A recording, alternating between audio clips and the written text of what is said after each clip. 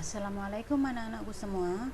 Selamat datang di kelas 11 PPKN. Bersama saya Dewi Isyarah. Pada video pembelajaran kali ini, kita masih berada di bab 1, yaitu harmonisasi hak dan kewajiban asasi manusia dalam perspektif Pancasila, bagian yang keempat. Jadi ini adalah video pembelajaran bab 1 yang terakhir. Kita mulai. Kompetensi dasar yang dinilai yaitu menganalisis pelanggaran hak asasi manusia dalam perspektif Pancasila dalam kehidupan berbangsa dan bernegara. Pada video pembelajaran kali ini, kita akan fokus membahas tentang menganalisis upaya penegakan hak asasi manusia, menganalisis pelanggaran hak asasi manusia dalam perspektif Pancasila dalam kehidupan berbangsa dan bernegara. Pancasila sebagai dasar negara menjadi pedoman dan landasan dasar dalam upaya perlindungan dan pemajuan hak asasi manusia di Indonesia. Sila kedua merupakan dasar upaya perlindungan dan pemajuan hak asasi manusia di Indonesia yang dijiwai oleh sila-sila yang lain dalam Pancasila. Sila kedua Pancasila yang berlambangkan rantai. Sila ini berbunyi kemanusiaan yang adil dan beradab, menunjukkan dan menegaskan bahwa negara Indonesia sangat menjunjung tinggi harkat, martabat, dan kedudukan manusia, termasuk di dalamnya hak asasi manusia yang melekat dalam diri setiap manusia. Selanjutnya, landasan perlindungan dan pemajuan hak asasi manusia dalam pembukaan Undang-Undang Dasar 1945. Pengakuan bangsa Indonesia atas hak asasi manusia tertuang dalam semua alinea, mulai dari alinea pertama, kedua, ketiga, dan keempat, menunjukkan dan sekaligus membuktikan bahwa negara Indonesia sangat menjunjung tinggi keberadaan hak asasi manusia. Landasan yang ketiga, perlindungan dan pemajuan hak asasi manusia dalam pasal-pasal Undang-Undang Dasar 1945. Tertuang mulai dari pasal 27 sampai dengan pasal 34. Namun, secara khusus, hak asasi manusia terdapat dalam pasal 28I ayat 4 dijelaskan bahwa perlindungan, pemajuan, penegakan, dan pemenuhan hak asasi manusia adalah tanggung jawab negara, terutama pemerintah.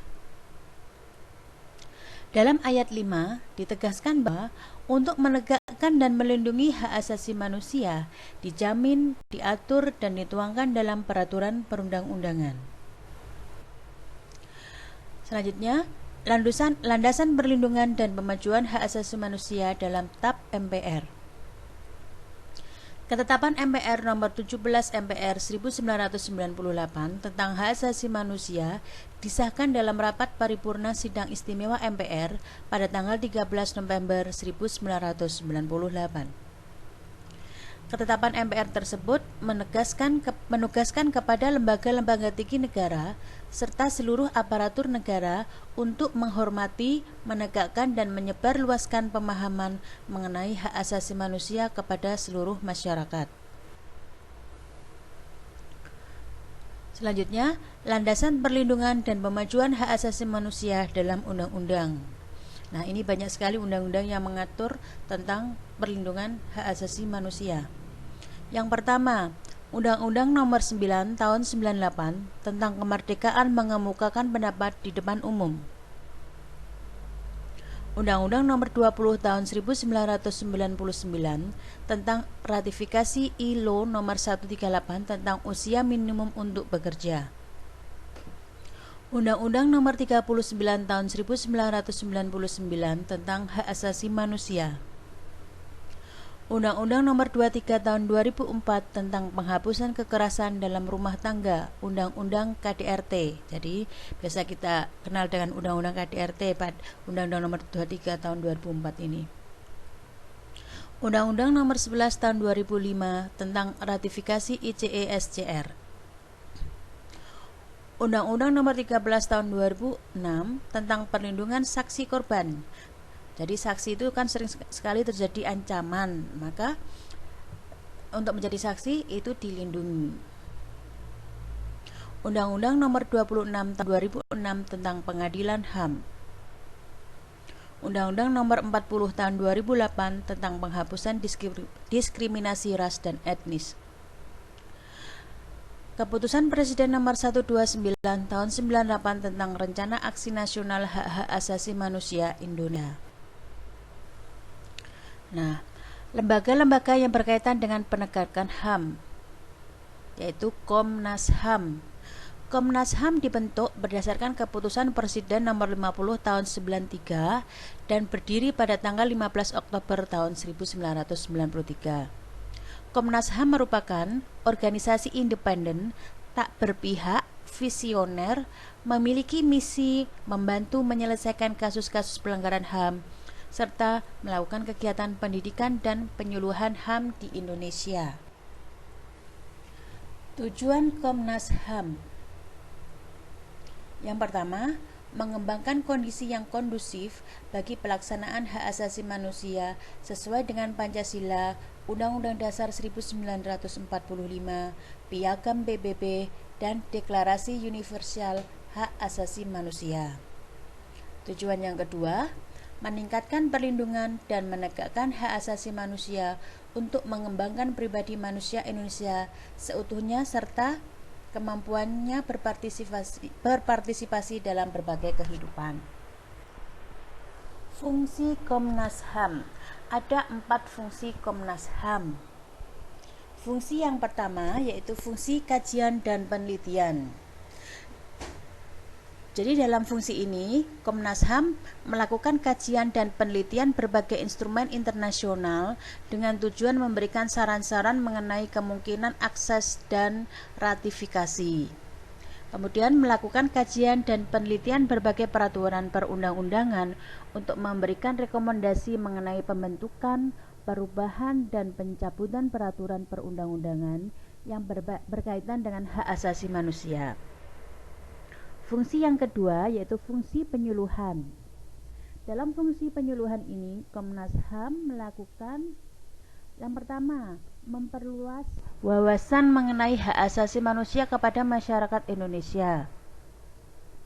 Yang kedua, meningkatkan kesadaran masyarakat tentang hak asasi manusia melalui lembaga pendidikan formal dan non-formal serta berbagai kalangan lainnya.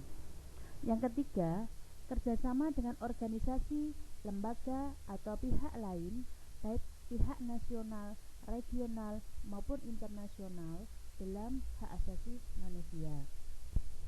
Selanjutnya, fungsi Komnas HAM yang ketiga, yaitu fungsi pemantauan. Di dalam pemantauan ini, Komnas HAM melakukan pengamatan pelaksanaan hak asasi manusia dan penyusunan laporan hasil pengamatan tersebut. Jadi pengamatan kemudian menyusun laporan. Selanjutnya, penyelidikan dan pemeriksaan terhadap peristiwa yang timbul dalam masyarakat yang patut diduga terdapat pelanggaran hak asasi manusia. Ketiga, pemanggilan terhadap pihak pengadu atau korban dan pihak yang diadukan untuk dimintai atau didengar keterangannya. Yang keempat, pemanggilan saksi untuk dimintai dan didengar kesaksiannya, serta kepada saksi pengadu diminta menyerahkan bukti yang diperlukan. Setelah itu, peninjauan di tempat kejadian dan tempat lainnya yang dianggap perlu. Pemanggilan terhadap pihak terkait untuk memberikan keterangan secara tertulis atau menyerahkan dokumen yang diperlukan sesuai dengan aslinya dan persetujuan ketua pengadilan. Pemeriksaan setempat terhadap rumah, pekarangan, bangunan, dan tempat lainnya yang diduduki atau dimiliki pihak tertentu dengan persetujuan atau ketua pengadilan. Yang terakhir yang dilaksanakan Komnas HAM tentang fungsi pemantauan yaitu pemberian pendapat berdasarkan persetujuan ketua pengadilan terhadap perkara tertentu yang sedang dalam proses peradilan jika dalam perkara tersebut terdapat pelanggaran hak asasi manusia, masalah publik, dan pemeriksaan oleh pengadilan Pendapat Komnas HAM wajib diberitahukan oleh hakim kepada para pihak yang berperkara. Fungsi Komnas HAM yang terakhir yaitu fungsi mediasi. Apa yang dilakukan Komnas HAM dalam fungsi mediasi ini? Yang pertama, perdamaian kedua belah pihak, penyelesaian perkara melalui konsultasi, negosiasi, konsiliasi, dan penilaian ahli. Yang kedua, pemberian saran kepada para pihak untuk menyelesaikan sengketa melalui pengadilan. Yang ketiga, penyampaian rekomendasi atas suatu kasus pelanggaran hak asasi manusia kepada pemerintah untuk ditindaklanjuti penyelesaiannya. Dan yang terakhir, penyampaian rekomendasi atau suatu kasus pelanggaran hak asasi manusia kepada DPR RI untuk ditindaklanjuti. Selanjutnya, Komnas Perempuan. Kenapa Komnas Perempuan ini dibentuk? Karena sering sekali terjadi pelanggaran terhadap perempuan, pelanggaran hak asasi manusia terhadap perempuan. Dasar pembentukan Komnas Perempuan adalah Kepres nomor 181 tahun 1998. Tujuan dibentuknya Komnas Perempuan adalah sebagai berikut. Yang pertama, menyebarluaskan pemahaman tentang bentuk kekerasan terhadap perempuan. Jadi yang dianggap itu kekerasan terhadap perempuan itu bagaimana? Lah, ini adalah Komnas Perempuan yang bertanggung jawab menyebarkan. Jadi kalau itu sudah sesuai dengan yang dianggap Komnas Perempuan, boleh diajukan ke hukum. Mengembangkan situasi yang kondusif bagi penghapusan bentuk kekerasan terhadap perempuan.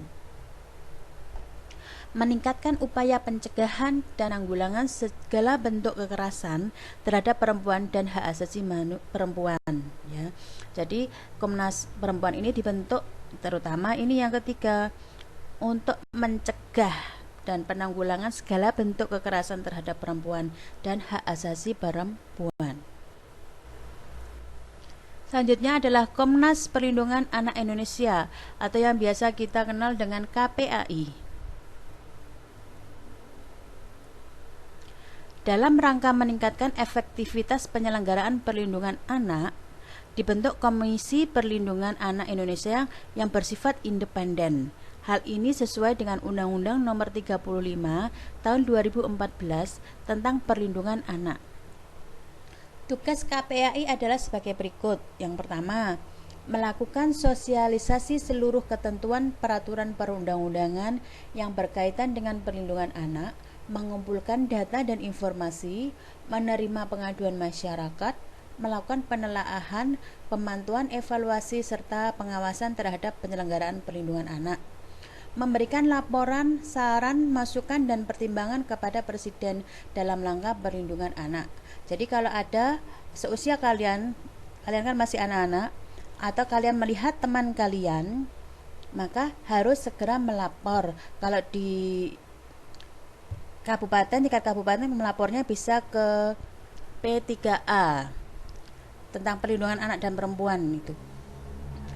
Siapa yang boleh melapor? Karena anak-anak tidak boleh melapor, maka kalian harus minta bantuan orang lain yang umurnya sudah dewasa, bisa orang tua atau bisa tetangga.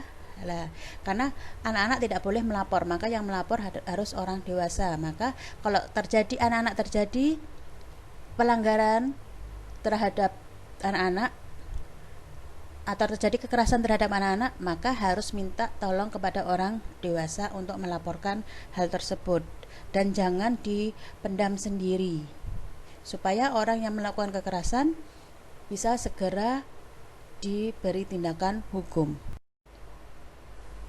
Pengadilan HAM.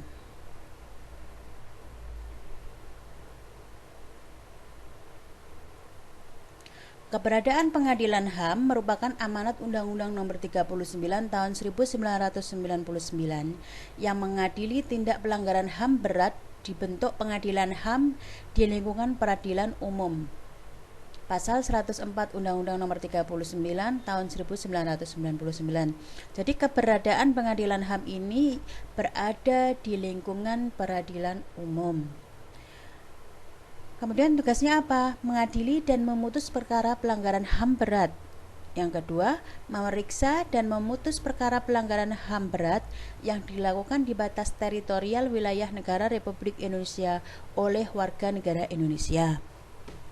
Yang ketiga, pengadilan HAM tidak berwenang memeriksa atau memutus perkara pelanggaran HAM berat yang dilakukan oleh seseorang yang berumur di bawah 18 tahun pada saat kejahatan dilakukan.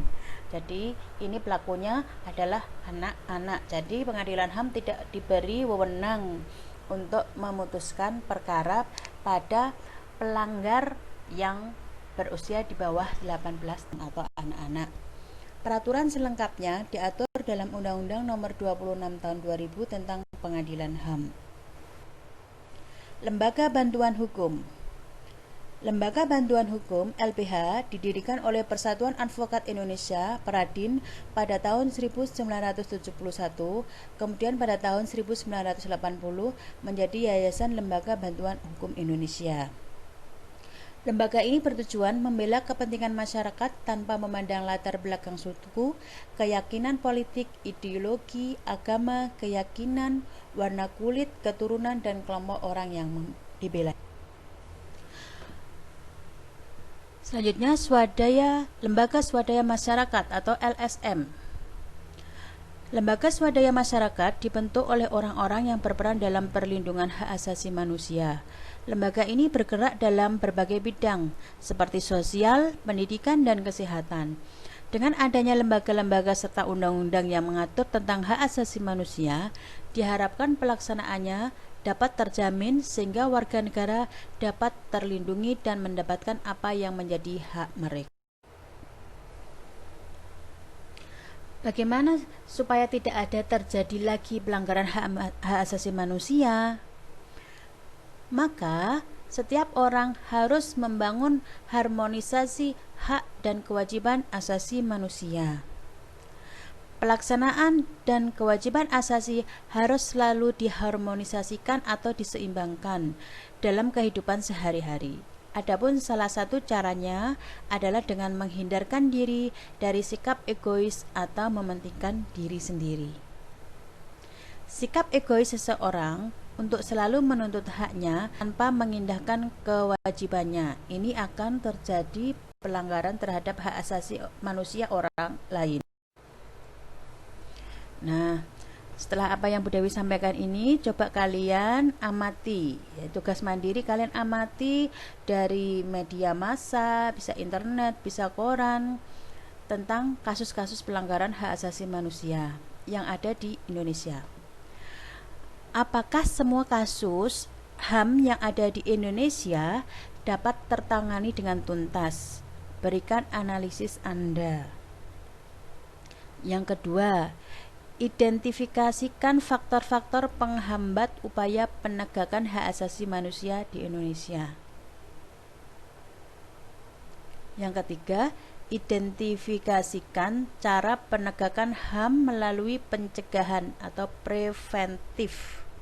Jadi supaya tidak terjadi pelanggaran maka harus dicegah. Jadi kalian identifikasikan bagaimana cara pencegahannya. Nah, demikianlah video pembelajaran kita kali ini. Semoga apa yang kita pelajari dapat bermanfaat. Terima kasih sudah ikut belajar di kelas PPKN. Sampai ketemu di video pembelajaran berikutnya. Jangan lupa di-subscribe supaya tidak ketinggalan video-video pembelajaran yang lainnya. Saya akhiri. Assalamualaikum warahmatullahi wabarakatuh.